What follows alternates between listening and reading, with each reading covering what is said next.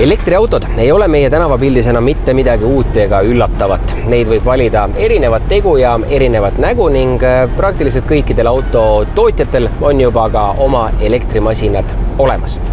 Pean tunnistama, et mul isiklikult siiamaani veel ühtegi klikki nende elektrikatega seoses läbi ei käinud, kuniks ma sain proovida Hiina autotootja BYD masinat ja vaat see tõepoolest oli sümpaatne minu jaoks. Miks? Disain kindlasti köitis kõigepealt tähelepanu ja see sisemus, et see auto ei ole aetud ulmeliseks, vaid tal on säilinud hästi palju selliseid autolikke jooni. Et aru saada, mis masinaga tegemist on, saime tänu Inkscape'ile BYD Sea Lion 7 proovida. Mis autoga tegemist on, las sellest räägivad oma ala eksperdid. Mõne aja pärast aga vaatame juba otsa kasutajakogemusele. BYD on meil siis Eestis nüüd sellest aastast turul toonud Hiina autotootja. Et ettevõte sai alguse 1995. aastal ja alustas tegelikult siis akude tootmisest. Aga alles 2003. aastast sisenesid nad siis autoturule. BYD eristab eelkõige see, et ettevõte on väga suur in-house arendus ja ka tootmine kõikidel siis komponentide näol. Autod on oluliselt paremini integreeritud akude, elektrimootorite erinevate süsteemide vahel, mis tagab ka siis suurema efektiivsuse, mis on elektriautode puhul üks kõige olulisemaid siis faktoreid. Üks tähelepanuväärsemaid asju on see, et BYD kasutab siis LFP akutehnoloogiat ehk liitium-raudfosfaat akusi.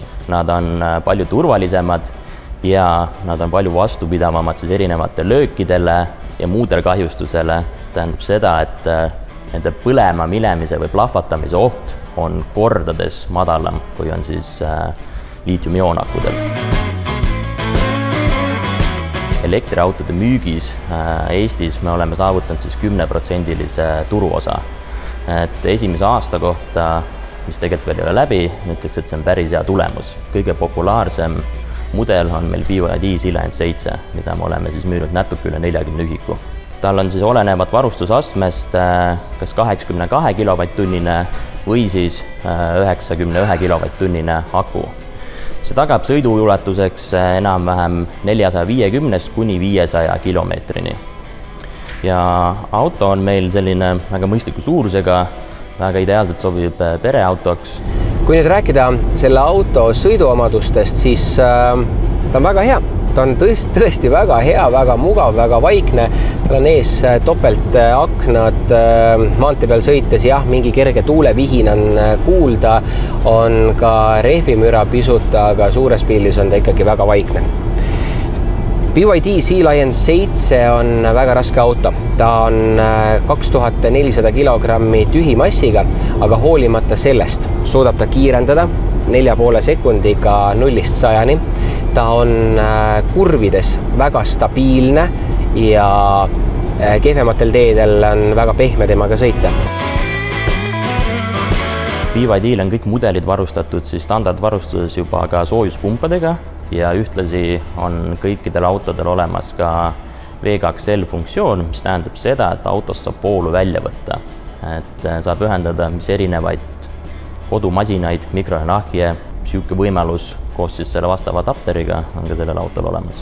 Üks minu jaoks väga harjumatu ja võiks öelda pisut isegi veider nüanss, mis ma auto puhul avastasin, on see, et kui sa tuled hommikul masinasse, seadistad kõik asjad ära, paned istmesoojenduse, roolisoojenduse järgi, võtad mingid üleliigsed andurid maha, et ta ei tiniseks ja piniseks nii palju ja sõidad lühikese otsa, no näiteks viid lapse lasteaeda ja sa tahad selle masina seal tööle jätta, siis sa ei tohi just kinni panna.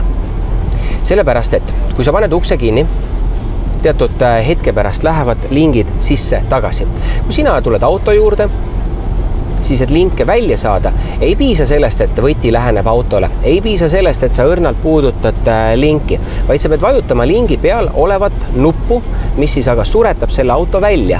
Siis sa vajutad teist korda seda nuppu, siis auto lingid jooksevad välja. Ja kui sa autosse tuled, siis on kõik sinu eelnev seadistus ära nullitud ja sa hakkad algusest peale kogu seda protsessi tegema. Üks huvitav asi, mis ma selle auto puhul veel tähele panin, on asjaolu, et pimedas sõites need suured ekraanid on üpris eredad. Hoolimata sellest, et ma tõmbasin ereduse nulli, jäid nad siiski minu jaoks vähemalt liiga paljuks. Võib-olla suudetakse seda mõne järgmise softi uuendusega muuta. Elame näeme. Auto sisemus on mõnus. Siin on väga palju ruumi. Saab ilusasti lapse turvatooli taha panna.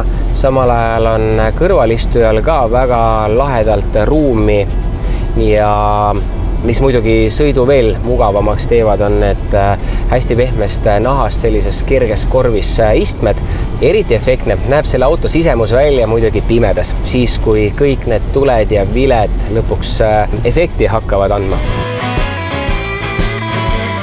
Meil on Eestis hetkel siis avatud 2 esindust, üks Tallinnas, teine Tartus ja kui on soov või lihtsalt huvi näha, vaadata, siis olete oodatud Inchcape Motors BYD Haabersti esindusse või Tartus siis Kaldatee esindusse. Ja ühtlasi saate meid kindlasti leida ka internetist.